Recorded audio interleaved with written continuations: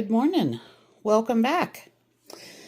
Today for brunch, I guess, I am going to do just a little scrambled egg sandwich. So I have some of the dark rye bread that I like, some baby arugula, a couple of eggs, tomato, shallot, just because I still have some of that to use up. A little laughing cow wedge, and then I'm going to steam up the rest of the asparagus spears that I have in my little microwave steamer, and that'll be it. So really the only thing I need to do is scramble the eggs, and I'm just going to cook those in the microwave and put the sandwich together.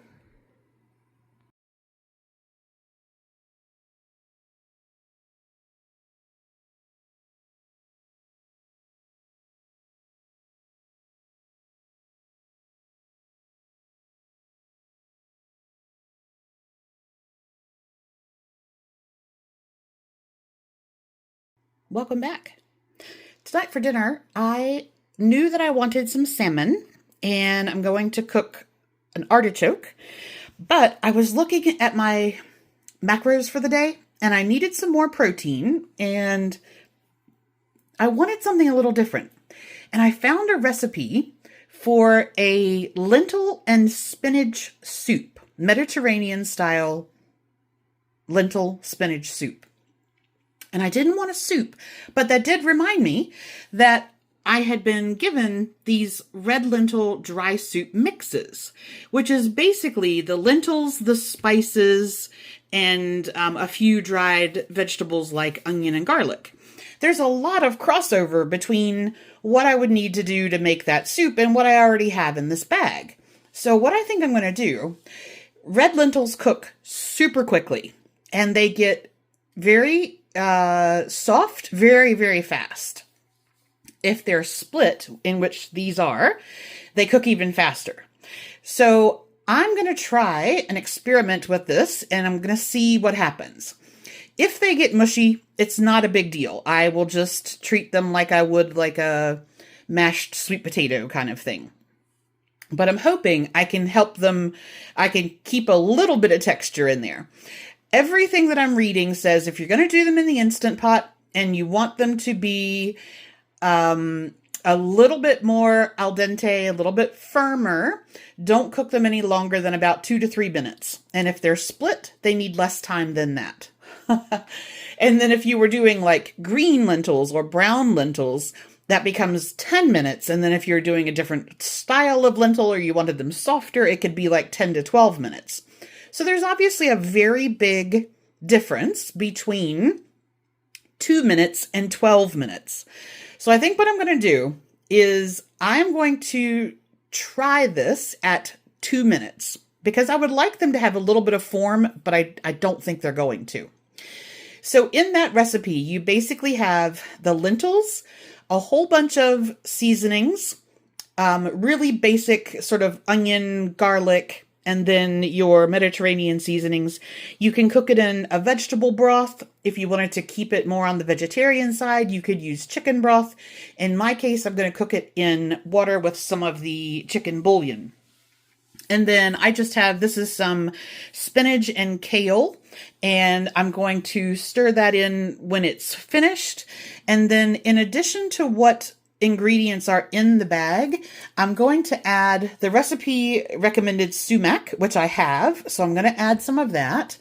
And I'm going to put a little bit of white pepper and some of the mushroom umami seasoning. I really like this. And then when it's finished, you're going to top it with lime juice. And I saw somewhere that recommended adding some yogurt to it. There was like coconut milk recipes and somebody else said to add some Greek yogurt. So I'm going to take that part out. I'm going to cook that as the base. It's only going to take a very few minutes for that to do its thing. And then natural release for 10 minutes. And if it still hasn't released all the way, then I'm going to manually release the rest of the pressure and go ahead and stop that cooking process there. And then shortly before serving, I'll add the lemon juice and the yogurt. So this is completely me taking a guess. I haven't cooked red lentils before. I haven't cooked any color lentil in the Instant Pot before. And this is a recipe that I found while I was looking this afternoon. So let's see how this turns out. All right. So my guess was right. 2 minutes was perfect for me. I wanted them to have a little bit of form left to them, and they do. So that was great. Now I will say, flavor-wise, that is a weird combination of the seasoning for the soup mix. I don't dislike it, but it's definitely not how I guess I would have done it. So we'll see what happens when everything gets done together. But that part is done. So that I'm just going to add lime and Greek yogurt to. Then for my proteins, I have a seasoned salmon. This is the Sam's Club one. I'm going to cook one of those and some shrimp in the air fryer oven. I'm going to steam up an artichoke and have that with some lemon herb butter. And then I just have some tzatziki and some fresh dill for the salmon. So the artichokes take about 20 minutes under pressure and then a natural release.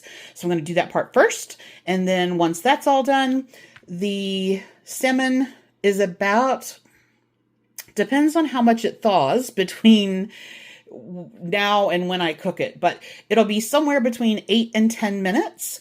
And then shrimp as well. These are an extra large shrimp, and they generally are somewhere between like 10 and 15 minutes from frozen. I just didn't know what I wanted for dinner, so I hadn't thawed anything out yet. All right, that is the plan.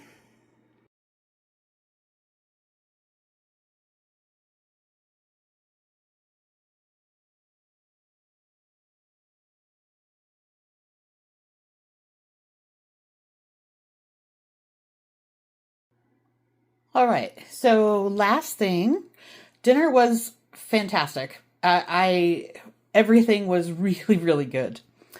So I am going to have a little yogurt and fruit bowl before I end out my night, but I realized I am running really low on fruit. I haven't been back into town since I did my grocery haul at the end of December, and so, like this morning, I had the last banana. I don't have any berries.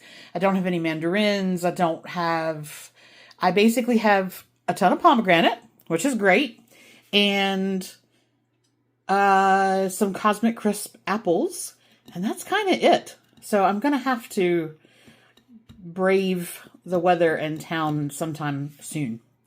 But in the place of where I would normally put some other type of fruit, I'm actually going to use a tablespoon of lemon curd. So I have some Harvest peach yogurt. I'm going to do lemon curd and some pomegranate. And that will wrap up my night. So I'll see you tomorrow.